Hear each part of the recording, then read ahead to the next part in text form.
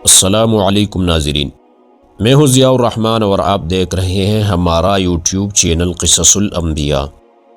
ناظرین، کیا آپ جانتے ہیں کہ شام وہ بابرکت والی سرزمین ہے جسے قرآن اور احادیث میں خصوصی اہمیت دی گئی ہے؟ کیا آپ جانتے ہیں کہ شام نہ صرف انبیاء علیہم السلام کی سرزمین رہی ہے بلکہ قیامت کی بڑی نشانیوں کا مرکز بھی ہے؟ ناظرین، کیا آپ نے کبھی غور کیا ہے کہ شام کی موجودہ حالت احادیث نبویہ کی پیشن گوئیوں سے کتنی مماثلت رکھتی ہیں؟ آج کی ویڈیو میں ہم شام کی تاریخ، دینی حیثیت، قیامت کی نشانیوں میں اس کا کردار اور موجودہ حالت کا ایک تفصیلی جائزہ پیش کریں گے۔ یہ ویڈیو ایمان کو تازہ کرنے اور علم میں اضافہ کا ذریعہ ہوگی، تو آخر تک ضرور دیکھیں۔ ناظرین، حضرت ابراہیم علیہ السلام عراق سے ہجرت کر کے شام کی سرزمین پر آئے اور یہی ان کے خاندان نے اللہ کے پیغام کو عام کیا۔ حضرت یعقوب علیہ السلام اور ان کے خاندان کی برکتی بھی اس علاقے سے وابستہ ہے۔ حضرت عیسیٰ علیہ السلام شام میں پیدا ہوئیں اور یہی سے ان کی نبوت کا آغاز ہوا۔ اسلام سے پہلے شام رومی سلطنت کے زیر اثر تھا اور یہ خطہ تجارتی اور سیاسی اہمیت کا حامل تھا۔ نبی کریم صلی اللہ علیہ وآلہ وسلم نے اپنی نوجوانی میں شام کا تجارتی سفر بھی کیا۔ حضرت ابوبکر صدیق رضی اللہ تعالی عنہ اور حضرت عمر فاروق رضی اللہ تعالی عنہ کی زمانہ میں شام کو اسلامی سلطنت میں شامل کیا گیا۔ حضرت عمر فاروق رضی اللہ تعالی عنہ نے بیت المقدس کو، جو شام کا حصہ ہے، اسلامی حکومت میں شامل کیا اور وہاں امن قائم کیا۔ اموی خلافت کا دارالحکومت دمشق تھا، جو شام کی دل میں واقع ہے۔ یہ شہر اسلام کی سیاسی، علمی اور دینی سرگرمیوں کا مرکز رہا۔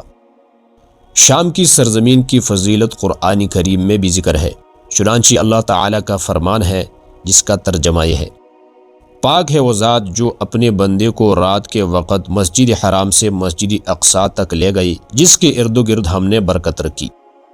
مسجد اقصیٰ اور اس کے ارد و گرد یعنی شام کو اللہ تعالیٰ نے بابرکت قرار دیا۔ حضرت موسیٰ علیہ السلام نے اپنی قوم کو حکم دیا، جس کا ذکر قرآن کی سورۃ المائدہ میں ذکر ہے۔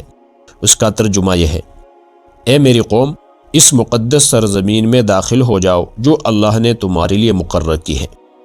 ناظرین، رسول اللہ صلی اللہ تعالی علیہ وسلم نے بھی شام کے لیے دعائی کی ہے۔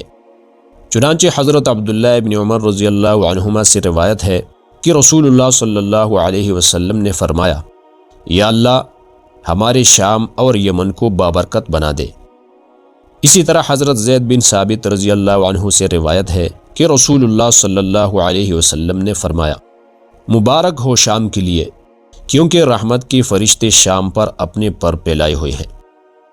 حضرت معاویہ رضی اللہ عنہ سے روایت ہے کہ رسول اللہ صلی اللہ علیہ وسلم نے فرمایا: میری امت میں ایک گروہ ہمیشہ حق پر قائم رہے گا یہاں تک کہ قیامت آ جائے گی، اور وہ شام میں ہوں گے۔ حضرت ابو ہریرہ رضی اللہ عنہ سے روایت ہے کہ رسول اللہ صلی اللہ علیہ وآلہ وسلم نے فرمایا: قیامت اس وقت تک قائم نہیں ہوگی جب تک روم اور مسلمانوں کے درمیان ایک بڑی جنگ نہ ہو، اور وہ شام میں ہوگی۔ نبی کریم صلی اللہ علیہ وسلم نے فرمایا: حضرت عیسیٰ علیہ السلام دمشق کے مشرقی جانب سفید مینار کے قریب نازل ہوں گے۔ حضرت عیسیٰ علیہ السلام شام کے علاقے لد میں دجال کو قتل کریں گے۔ ناظرین، شام گزشتہ کئی سالوں سے جنگ، ظلم اور بدنامی کا شکار ہے۔ لاکھوں افراد بے گھر ہو چکے ہیں۔ معصوم بچے تعلیم، صحت اور بنیادی ضروریات سے محروم ہیں۔ شام کے حالات میں بڑی طاقتوں کی مداخلت نے مسائل کو مزید پیچیدہ کر دیا ہے۔ ترمذی شریف میں ایک حدیث ہے کہ نبی کریم صلی اللہ علیہ وآلہ وسلم نے فرمایا: جب فتنے پھیل جائے تو ایمان شام میں ہوگا۔ ناظرین، موجودہ جنگی حالات ان احادیث کی تصدیق کرتے ہیں جو قیامت کے قریب فتنوں اور جنگوں کے بارے میں بیان کی گئی تھی۔ ناظرین، ملک شام صرف ایک خطہ نہیں بلکہ امت مسلمہ کی غیرت، برکت اور آزمائش کی علامت ہے۔ آئیے ہم سب شام کے مظلوموں کے لیے دعا کریں اور ان کی مدد کریں۔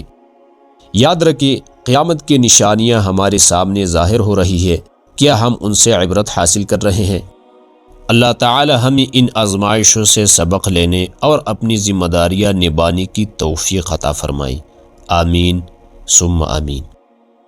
ناظرین، اگر آپ کو ہماری ویڈیو پسند آئی ہوں تو ہماری اس ویڈیو کو لائک اور شیئر اور کمنٹ میں اپنے رائے کا اظہار کریں، اور اگر آپ اس قسم کی مزید ویڈیوز دیکھنا پسند کرتے ہیں تو ہمارے چینل قصص الانبیاء کو بھی سبسکرائب کریں۔